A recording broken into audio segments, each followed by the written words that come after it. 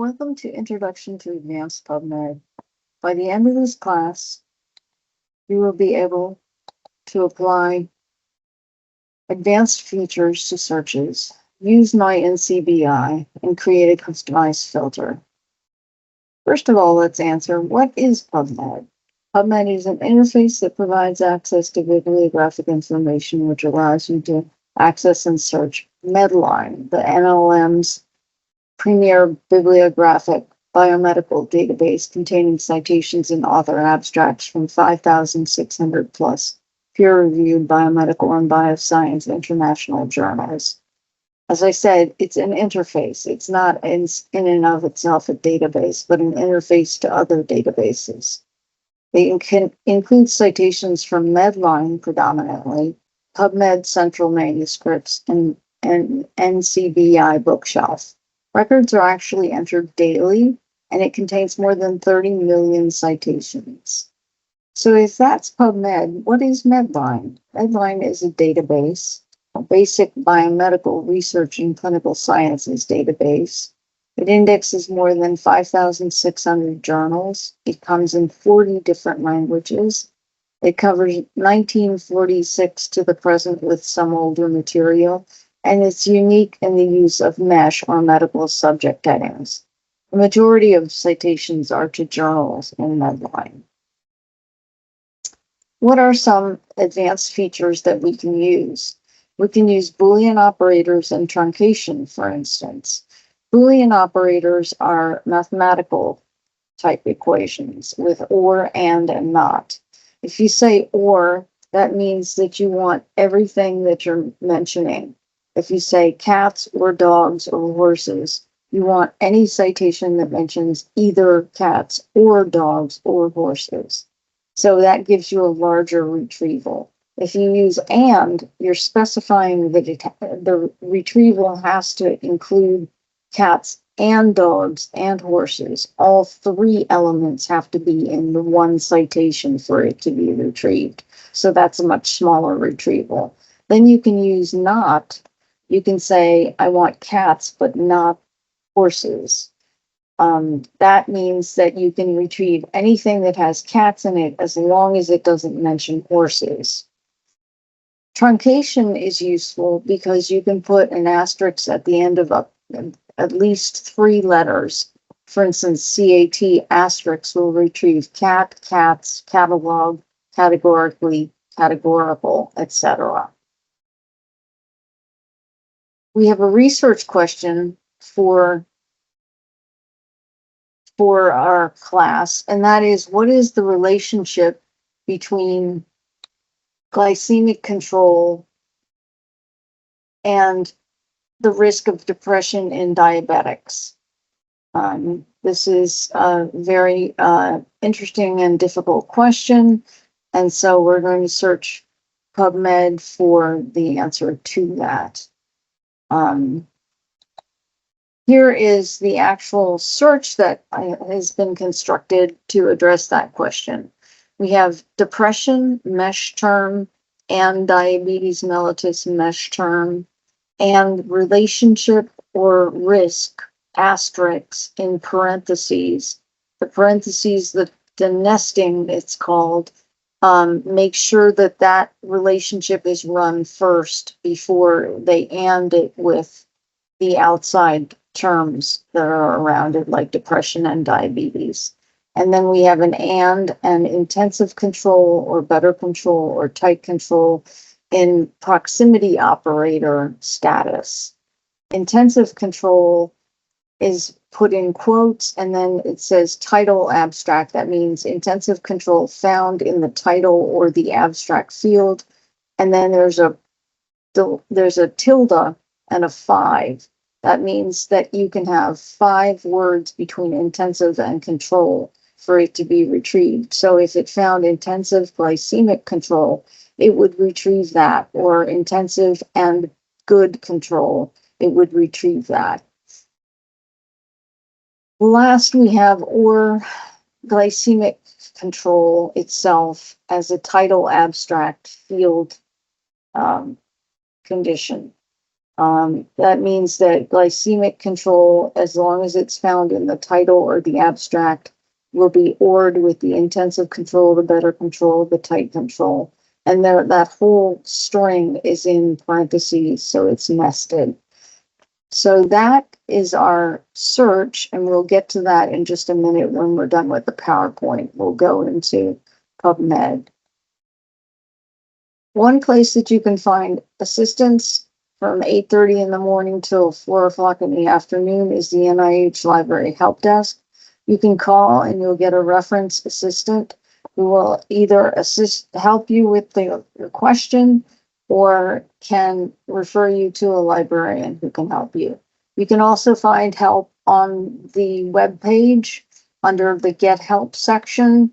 There's Ask a Question and Request a Tutorial, and those can be very useful to you. You can also get help from PubMed itself. There's support from PubMed, and there's the URL at the very bottom of the page. They have very good videos and written instruction on how to use their product. And that is the end of the PowerPoint, so we'll end the show, and then we will go ahead and go to PubMed. Oh, let me go to PubMed here.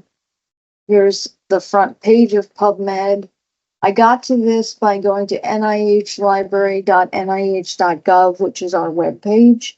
And I suggest that you bookmark it because we are very helpful in that we license full text for the whole campus.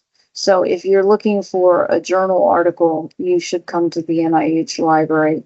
And we take our full text and we add it to MyNCBI or NLM's version of PubMed. And so that's what we call PubMed at NIH, is our version of PubMed, where you can find things that have the full text available. So what I'm going to do is I copied the search. I'm going to paste it into the search box and run the search. And I am already logged into MyNCBI. This little icon at the top here is my NCBI indicator that I'm logged in. And being logged into MyNCBI allows me to have highlights of the terms that I searched in my search string. So this is helpful because it shows me right away what looks relevant to my search. The first 3 citations, they're mildly interesting, but I'm not terribly interested in them. But the 4th one looks interesting. It's diabetes, distress, depression, and future glycemic control among adolescents. So this one, let's take a look at the abstract and the title. And you can see that they're talking about diabetes and depression and glycemic control. And they're trying to predict whether or not there's future glycemic control associated with depression. So this would be interesting to us. We can go down in the search and see similar articles. Similar articles are an algorithm that's used to use weighted words in the citation that you're interested in, and it generates the citations that are indeed similar to it with the algorithm. And so this can be very useful if you find a really good article and you look at the similar articles, you may be able to find other articles that are relevant to your search. And then underneath that, we get our references, and underneath that, we get our mesh terms. So we see diabetes mellitus, we made that a mesh term, type 1, and with the subheadings that are relevant: blood, complications, psychology, and then we see glycemic control as a mesh term. So that's the first citation that looks interesting to us. Let's go back and take a look at the next one. I'm not that interested in because it's about breast cancer survivors. The number 6, though, is really interesting to me. It's about mice, but I didn't specify that it had to be about humans. So this might be relevant. And it talks about accumulating evidence has highlighted a bi-directional relationship between diabetes and depression. So that sounds really promising, since I was looking for the relationship and the risk between diabetes and depression. So this one's a good one. Now that we've taken a look at some of the articles that we've retrieved, let's go ahead and take a look at some of the other features that can be used to make your course a positive experience. Let's go to the advanced feature at the top. You see, oh, one thing, let me just say, on the side here are all the ways that you can filter and limit your search. You can do it by year, publication date, text availability, associated data, article type, etc. So let's say we only wanted reviews, and that brings us down to 31 results. And one of them is one of the ones that we were interested, the role of depression and diabetes. Oh, this one is a new one, actually, the role of depression and diabetes, distress, and glycemic control, a meta-analysis. This one looks really interesting. And it says that finding on these relationships has been inconsistent, highlighting the need for systematic evidence. So, but this one's a really good one. So let's go to advanced, go over here to advanced, and I'm going to clear the filters, and I take a look, and what this allows me to do is to build my search. What we used this feature for was glycemic control, and then we said we wanted that to be in the title or abstract, and you can see all the fields that can be applied here, which can be very useful. So this is title or abstract, then we add it with the AND operator, and we search, and we get glycemic control by itself in the title or abstract, gives us 35,977 citations. The other thing that we can do here on this advanced search page is we can go down to the bottom, and here's the history. The history shows us that we did this search, then we put in the filter review, and we got 31 out of the 222, and then we did glycemic control. Let's try one more thing that I can show you how to use the advanced search builder, the history and search details. Let's go up here to the top. Let's just do a search on all fields. And do assistance in all fields. Add search. It gives us a very large retrieval. Go back to the advanced feature. Go down and say, I want to do an action. I want to add this query assistance, and I want to add this query here and see what I come up with. And I get 3 results. So let's see if we can see and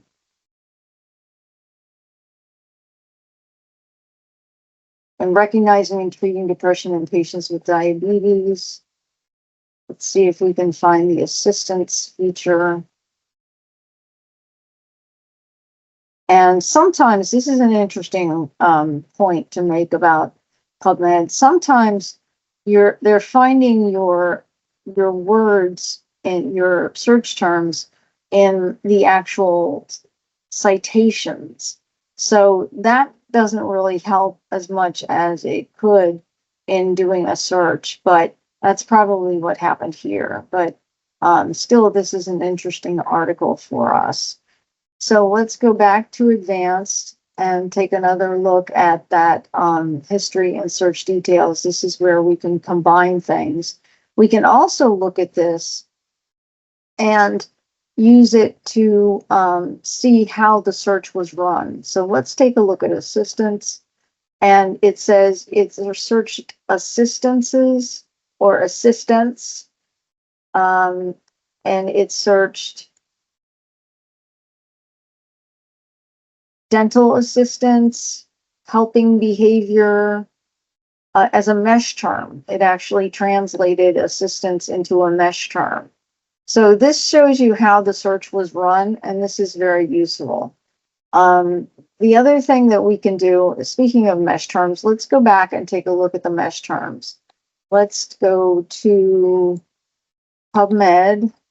And once we're on this page, we're near a plethora of really good information. Down here at the bottom, you'll see the mesh database. You'll also see the advanced search, which we just left. You'll see clinical queries, which I'll show you in a minute or two, and the single citation matcher. You'll also see FAQs and user guide, which is very valuable if you're having any trouble with PubMed and you can't reach somebody at the library, if it's a Sunday afternoon or something. There's a lot of good information in the FAQs. So let's go to the mesh database and let's put in diabetes. And it comes up and it says, oh, well, I found diabetes mellitus and I found diabetes insipidus. Which one are you looking for? It also found National Institute of Diabetes and Digestive and Kidney Diseases, diabetes complications. So this is a treasure trove of information. Gestational. The one that we're interested in is mellitus. So let's click on that. And what happens is it opens to that term. It gives you a brief description or definition, a heterogeneous group of disorders caused by hyperglycemia and glucose intolerance. Date introduced gives you the date it was introduced. So if you search by this term, you'll go back to that date. It gives you the subheadings that can be used with the term. And it gives you the opportunity to restrict to a mesh major topic. So in other words, if you restrict to a mesh major topic, you're saying that when this article was indexed, it was determined that this was the major topic of the article. It wasn't just mentioned, it wasn't just information that was part of the article, it was a major topic of the article. You can also say do not include mesh terms found below this term in the mesh hierarchy. And then they give you the see also terms. So in other words, if you're looking for glucose intolerance, that's a see also with diabetes mellitus. The mesh hierarchy is down here. And here you go. Here you have diabetes mellitus, and you have the various subheadings.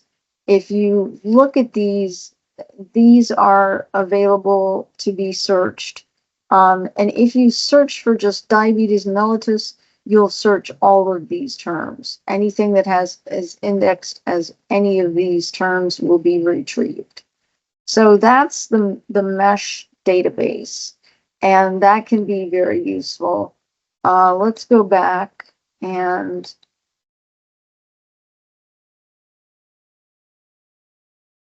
go back to here, and let's take a look at clinical queries. Let's say we go to clinical queries and we're interested in our search, but this time we're going to do just depression and diabetes. And so we take a look at what we're offered. We can do clinical studies or COVID. We can do filters, etiology, prognosis, diagnosis, clinical prediction guide, and then the scope is broad or narrow. So let's say diagnosis, and it automatically runs the search for us, and we get back our retrieval. So this is interesting. Well, how is it doing this though? What does this really mean? Well, what's happening is they're using filters that were developed by Haynes, RB et al. And let me show you the filters because the filters are pretty impressive. If we go up just a little bit here, these are the filters that have been developed for these things. Let's look at diagnosis, because if you do specific, sensitive, or broad, you can see that this is quite an extensive filter. And if you were to be searching for diabetes, depression, and you were to be wanting have a diagnosis search, this is what you'd have to add by yourself, typing it in to get the same answer as you can get in this clinical queries. So these were developed by R.B. Haynes et al. He was a researcher several years ago and made these various searches. Let's go back and let's say we're interested in COVID. What happens with COVID and diabetes and depression? And we only get 312 results sorted by most recent. Improving access to prenatal care of high-risk pregnant women in Houston, Texas. The role of nurse-driven care management. So these look like they might be interesting. Intervention to improve psychosocial care for people with type 2 diabetes. And you can see we're retrieving things about type 1 diabetics and type 2 diabetics because we used just diabetes mellitus. So that's the clinical queries. Let's go back again. And we've looked at the advanced search. We've looked at clinical queries. We looked at the mesh database. Now let's look at the single citation matcher. You have somebody come up to you and say, I found this great article.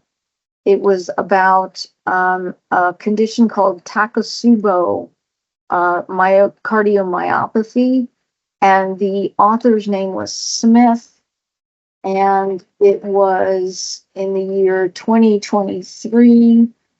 And like I said, in the title word was Takotsubo,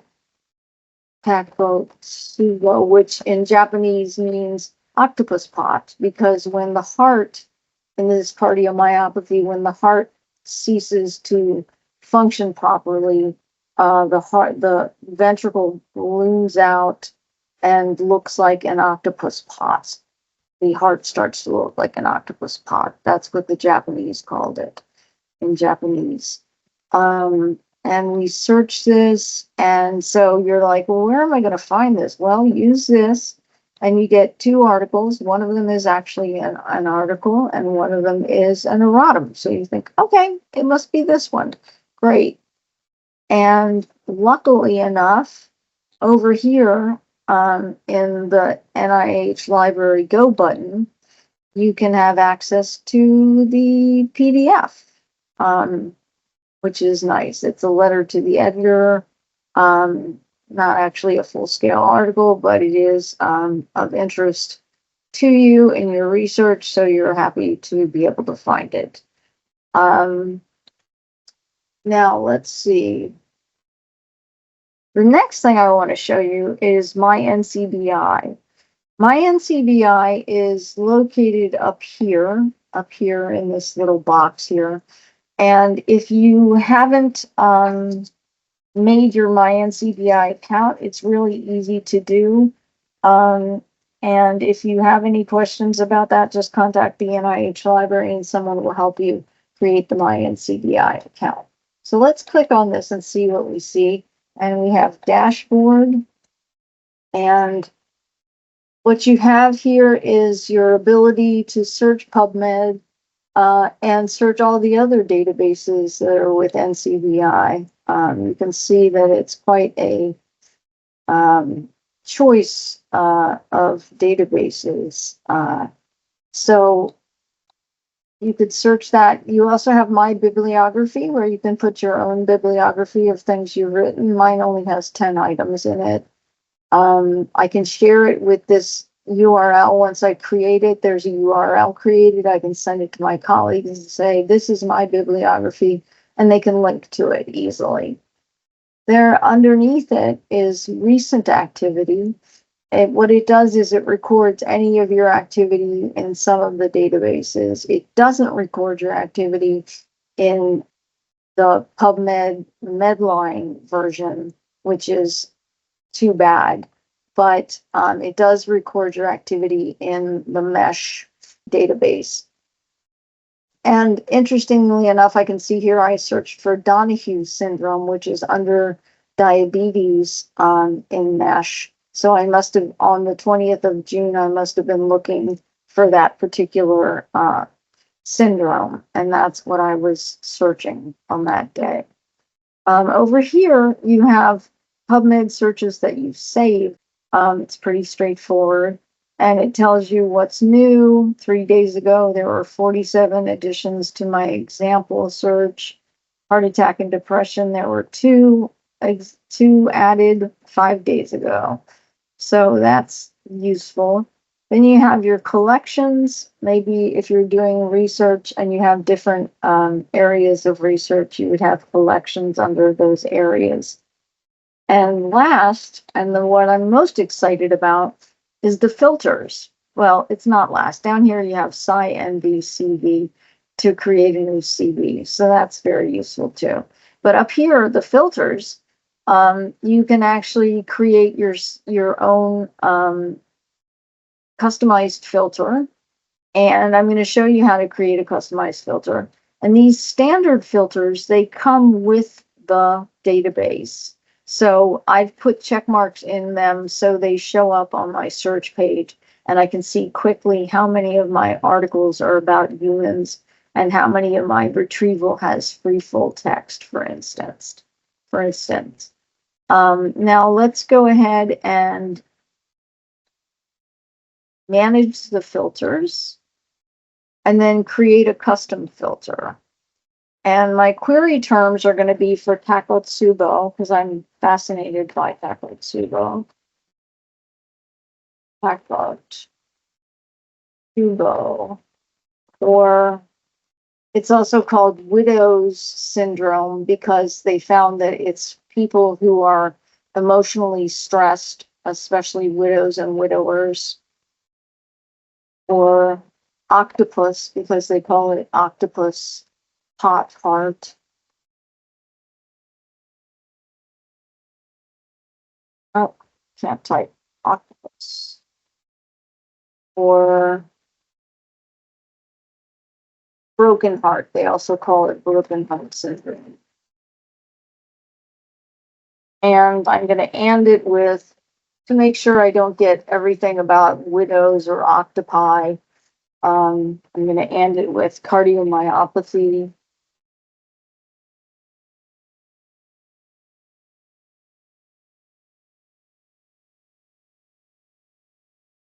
Or heart. And put that in parentheses. So now I'm going to save the filter as Takotsubo, and I'm going to test the filter, and it gives me 8,807 results. Sounds promising. So I save the filter, and it shows up here without a check mark in the box. So I put the check mark in the box, and then I go back to PubMed.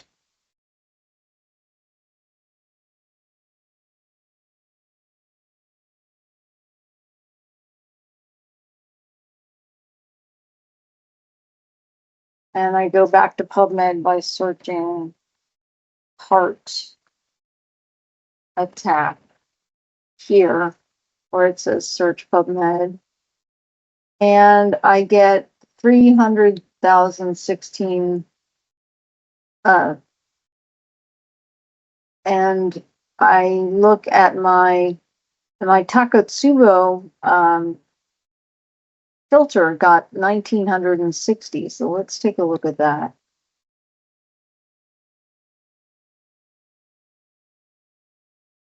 Yep, that's right on target. Takotsubo cardiomyopathy, review of broken heart syndrome, written in 2020. There's even another more recent one, 2022. Let's actually display it by most recent. See if we get anything from 2025. Yep, 2025, treating the broken heart and Takotsubo syndrome. So that is an overview of some of the things that can be useful to you when you're doing your searches. And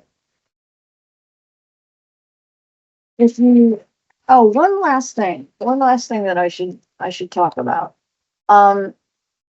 You might say, well, okay, that's interesting. You searched heart attack, but you didn't use the mesh term. You didn't use myocardial infarction, which is the mesh term. No, I didn't. I just searched heart attack.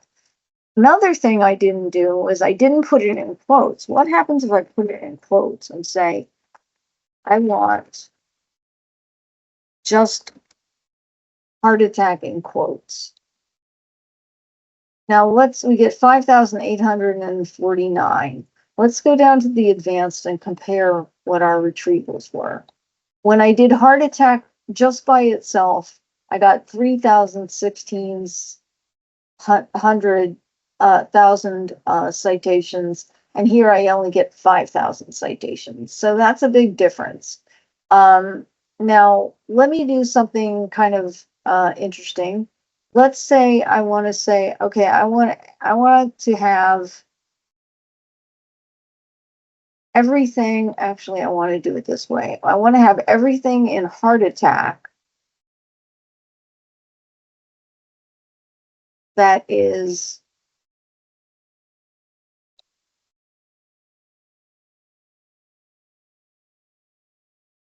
not heart attack in quotes. So let's take a look and let's see what we're getting when we do heart attack in not in quotes.